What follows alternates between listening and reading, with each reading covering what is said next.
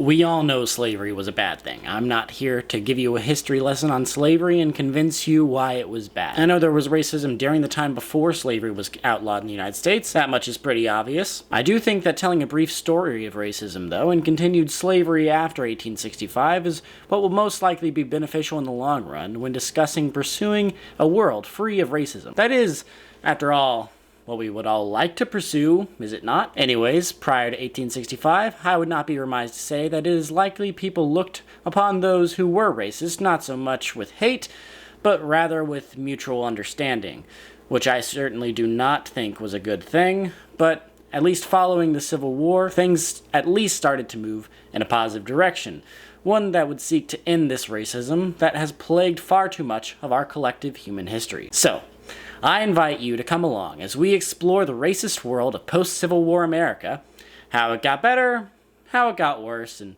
how slavery still exists, at least in some ways, yes, in today's society.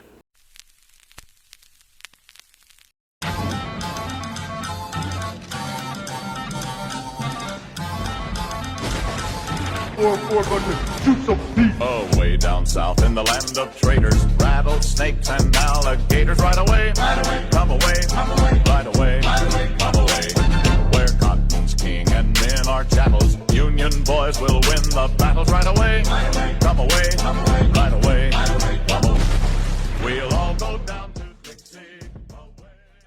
Starting off, we can begin this journey with the slaves newly set free. After the Civil War, African Americans largely voted with the Republican Party, the party of Abraham Lincoln and of emancipation. The Republicans passed the Civil Rights Act of 1866, as well as the 14th and 15th Amendments, which made freed slaves into U.S. citizens, prevented states from denying rights to citizens, and granted black men the right to vote. The first major election that African Americans could vote in was the election of 1868, which saw the victory of a General Ulysses S. Grant into the presidency, the general that defeated General Lee. So I don't understand why he doesn't get a car named after him. Anyways, Democrats clearly did not like this. They just lost their slaves, who now had the ability to vote against them in an election, and they weren't going to take that lying down. The Democrats would institute racist policies like the poll tax, which is exactly what it sounds like, literacy tests, and the grandfather clause, which allowed voters whose grandfathers had been able to vote prior to the Civil War to be exempt from paying a poll tax. So in other words, yes, it was just a tax on black people at a time when money was a bit hard for some people to come by. Things went on like this for some time, with laws getting worse and segregation being made legal through the infamous case Plessy v. Ferguson, allowing for separate but equal accommodations. This led many families to pack up from the South and move to northern cities, though things in the North weren't too much better, where segregation may not have been written into law, but done by custom. At least in the northern and western states, they had more reasonable access to voting booths, though, again, the situation was not ideal. Soon we will see what will start to be the long string of promises that would serve as a way for the Democrats to appeal to this largely underutilized voter base. First came Woodrow Wilson, known as the president during the First World War, as well as the first president to ever screen a movie in the White House called Birth of a Nation, which gloriously depicted the KKK, so not exactly the most moral of guys. According to Vox, Wilson was extremely racist. Wilson ran in 1912 promising to take action on civil rights issues, which won him the support of the NAACP. He then proceeded to do nothing good. If you want to hear more about this, read this Vox article. It's really worth a read if you want to know how much of a scumbag he was. After being snubbed by Wilson, the black vote began to unify around civil rights and anti-lynching legislation, which is something I can't believe they actually had to specify in law.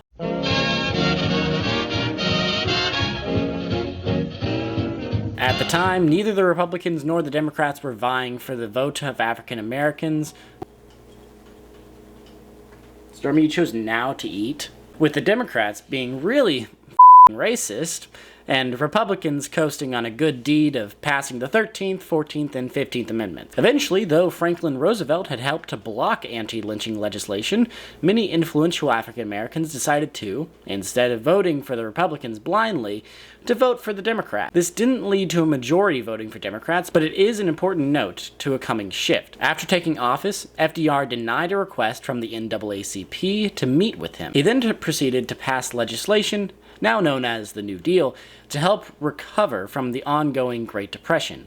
And to his credit, there were federal anti-discrimination legislation that Southern Democrat states didn't do a great job of following. Regardless, aid did eventually reach African Americans, which is really some of the first time that would occur. Now, there was, back in the day, in the 1860s, an attempt at reparations for the families of former slaves with the promise of 40 acres and a mule. In this, land confiscated and abandoned by former Confederates would be divvied up amongst those families, and mules no longer needed for the war effort would be lent out to those families. This would eventually be overturned by President Andrew Johnson after Lincoln was assassinated. Johnson was a Democrat, as having your vice president from an opposing party was fairly common back then, and he ultimately became the first president to be impeached, which occurred as a result of violating the Tenure of Office Act. But I like to think the Republicans in power just hated that he was the president. Anyways, this is the first time African Americans would be receiving substantial aid, and it was done by a Democrat. Along with this, FDR had what was known as a Black Cabinet, which consisted of an unofficial group of African Americans who would advise on racial matters and tried their best to ensure the New Deal could help as many African Americans as possible. In the 1936 election cycle, since it had become apparent that the African American vote was becoming more and more important, Democrats began to campaign, ensuring that the press noticed the political power being allotted to African Americans. This inevitably made some Democrats angry, them not being able to see the 4D chess that higher-up Democrats were playing at. The Republicans tried appealing to the black voters too, but they weren't nearly as good at it. The Democrats supported an organization called the Good Neighbor League, which helped to push support for Roosevelt as opposed to the Democratic Party. In extension, the Good Neighbor League sponsored a rally which celebrated the anniversary of the Emancipation Proclamation, which propped up Jesus, Lincoln, and Roosevelt as the three emancipators of the black race. This ultimately culminated in 3/4 of all African American voters being Democrats, something they no longer associated with racism, but rather with Roosevelt and the New Deal. This is the beginning of a strategy the Democrats began to employ here and would go on to utilize that I call progressive racism, in where Democrats consistently utilize disenfranchised groups of people for votes by appealing to them with promises. Now, I will get more into this later, but for now, the primary focus is the Democrats appealing to the black voter base, all the while continuing to be, indeed, very racist individuals. I expect I may begin to lose some people here, but I strongly encourage you to hear me out. FDR wasn't exactly a saint. He was a Democrat, which was a party that, at least prior to this, was known for being overtly racist, and no one is disputing that. FDR didn't vote for anti-lynching legislation, something that he apparently wouldn't do out of fear of it alienating white Democratic voters in the South. I guess he wouldn't want to alienate the racist by making it a crime to lynch people. That would just be absurd. You'd be taking away their favorite hobby. Anyways, why would the Democratic Party want the vote of the black man if they were racist and thought them to be inferior? Well, for the same reason that Democrats fought so hard for the 3/5 compromise, which gave the South more legislative power in the federal government on the basis that slaves counted as 3/5 of a person and therefore needed to be represented by more seats filled by racist white guys. It's a means of maintaining control of power. Racism had already overstayed its welcome.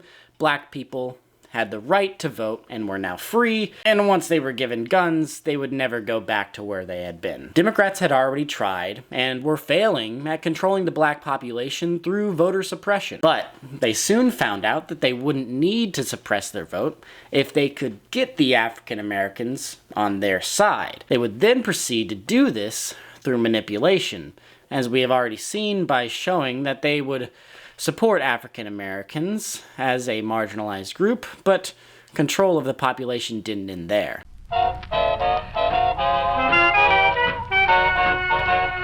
Control of the population also leads to the limiting of the size of the population, which brings us to the topic of abortion. Now, regardless of your opinions on abortion, or organizations like Planned Parenthood, it's so undeniable that the organization itself has gone so far as to address the fact that Margaret Sanger believed in eugenics and inertly racist and ableist ideology that labeled certain people unfit to have children. Margaret Sanger was so intent on her mission to advocate for birth control that she chose to align herself with ideologies and organizations that were explicitly ableist and white supremacist. In doing so, she undermined reproductive freedom and caused irreparable damage to the health and lives of generations of black people, Latino people, indigenous people, immigrants, people with disabilities, people with low incomes, and many others.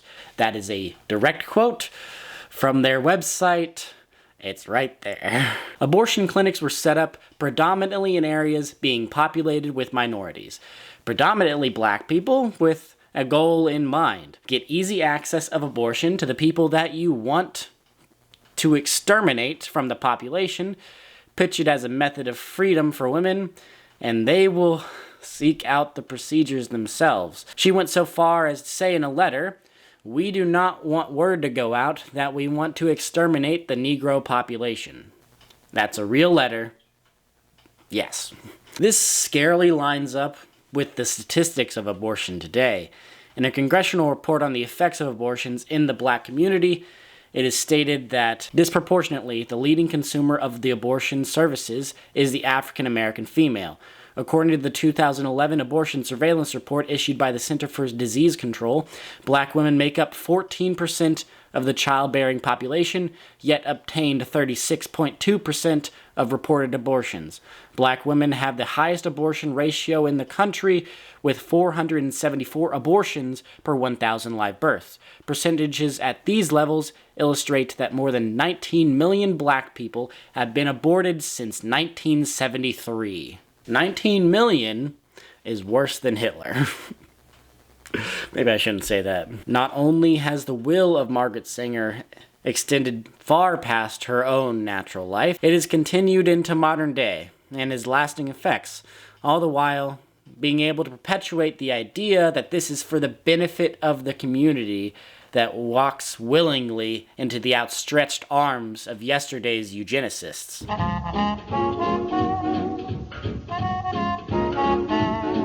With that slight detour out of the way, let's move on to the Civil Rights era and Lyndon B. Johnson's political policy known as the Great Society. This was meant to be a good thing, something people could look back on and think kindly of President Johnson, though this ultimately got overshadowed by the Vietnam War. This was pitched as a solution to poverty, to assure things like low-income housing, welfare, and access to higher education for people born into low-income families. The promises emanating from the nation's capital were sometimes borderline mystical. Cities large and small would be built and rebuilt, with the federal government as the grand marshal of the funding parade. Poverty would be nearly eradicated from the American scene altogether. Racial discrimination would be placed on a pathway to the ash heap of history. The public schools would be gleaming and bright. Families would feel unprecedented stability because Uncle Sam was going to be the new center of its strength and future.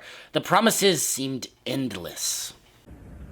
For in your time, we have the opportunity to move not only toward the rich society and the powerful society, but upward to the great society.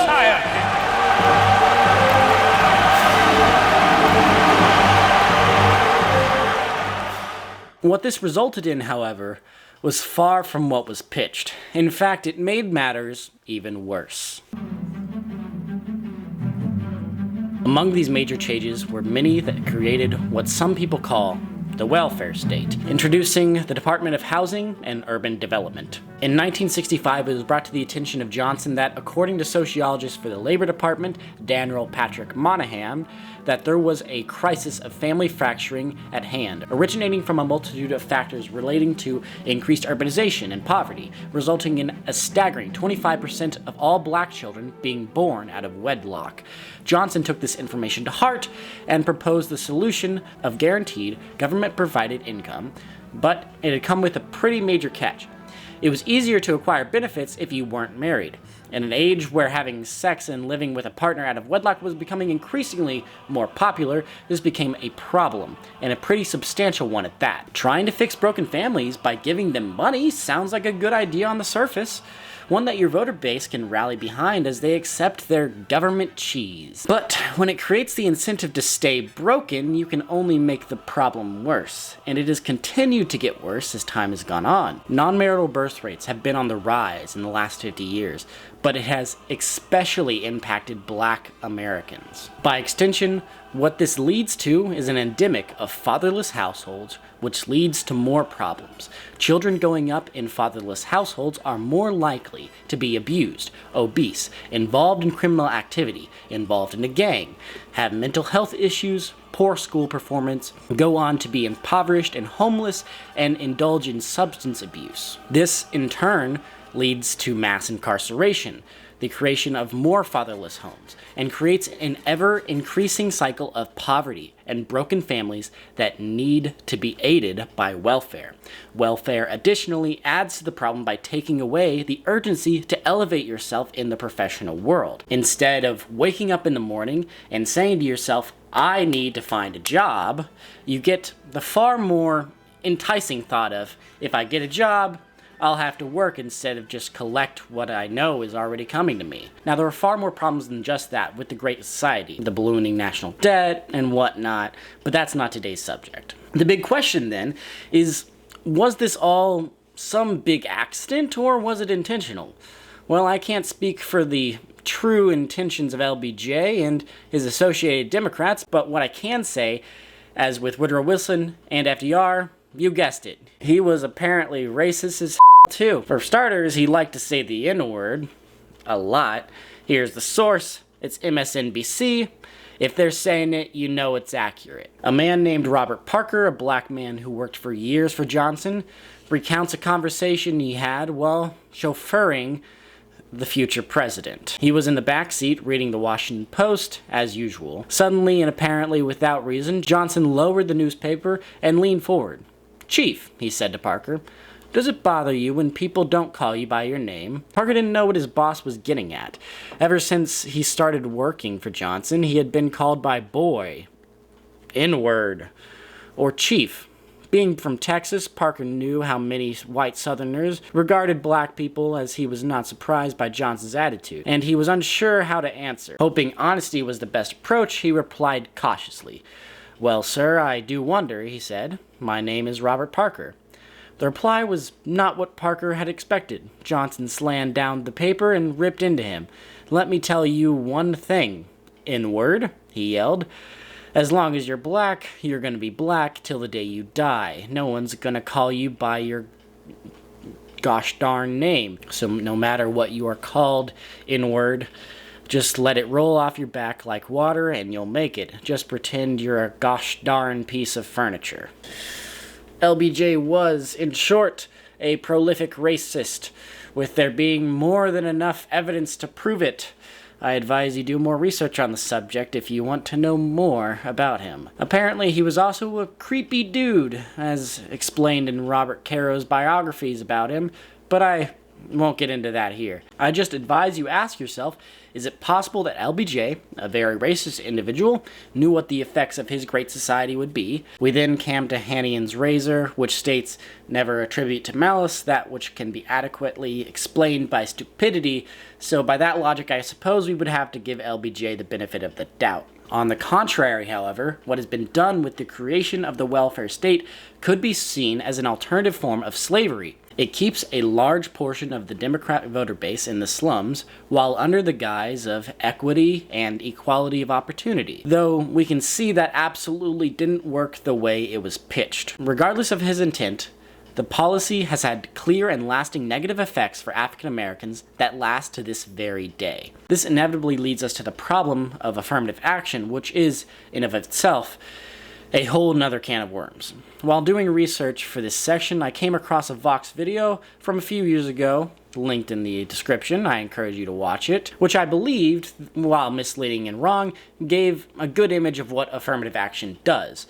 I then discovered the Steven Crowder video, which then tears that to pieces, link in the description as well. I don't believe I could do this topic justice, so I highly recommend you watch both of these videos. Long story short, if you think that anyone needs a leg up because of their race, you must think that they themselves are incapable of achieving what they need to do in order to become admitted into university based on merit alone, which makes you a racist.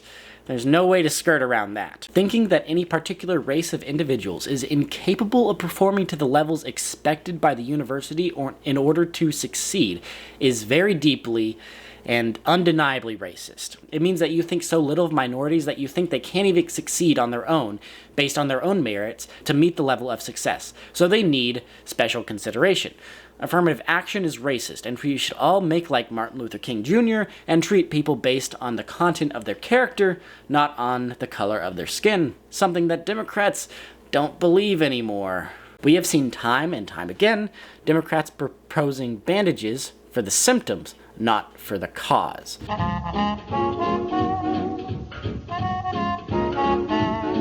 So where do the black people of America stand today? Well, they're worse off than they were before those Democrat-led government programs that were supposedly meant to help them were put into place. The family structure has been decimated. Many are reliant on government money and housing, addicted to drugs, and stuck in cities with failing policies where the Democratic Party has been in control for the last 40 years, promising to fix social issues with increasingly socialistic policies that have only proven time and time again to make everything far worse. But the modern racist Democrats aren't done talking for black people, making it outright known that they think so little of minorities that they don't think that they could get an ID, claiming that something as basic as asking for you to prove you are who you say you are is a racist concept, something that black people don't agree with. Not to mention pushing for segregation once again. If you thought the Democrats have moved past being pro-segregation, you better think again. Democrats in California have gone so far as attempt to repeal their civil rights legislation that prevents discrimination based on race, sex, color, or ethnicity. Do you know why they would want to do this? Simple. To allow for discrimination to occur. Why else? And they have the audacity to say that the Republican Party is the party of racism, a party that believes that if you work hard enough and just don't sit around collecting welfare, so that you, no matter who you are, no matter your race, gender, religion, or beliefs, can support yourself and support your family and accomplish the American dream, something that we don't tell you is dead, discouraging you from even trying. On top of all of this, Republicans are consistently the most accepting of as long as they are here legally, while on the contrary, Democrats are consistently the side which looks down upon anyone with a dissenting viewpoint, even if you're black, because black people aren't allowed to think for themselves. Because if you don't agree with everything that they say, and if you don't conform to the woke mob, then you're a Nazi, a white supremacist, a bigot, and someone not worth giving the time of day to. So next time you hear that someone tells you Republicans have gotten more extreme in the past decade or so, you can send them here, so hopefully they can learn just how wrong they are. Thank you for watching. This video has been a long time coming. I've been making it for a while, and I've just been putting it off so I can focus on work and school and whatnot. If you liked it, please comment down below and leave a like on the video, or if you hate it, do so too. I read all the comments. Even if I don't respond to every one of them, I do read them. There's some nasty comments on the Mormon video. I enjoy all of them. Thank you for watching.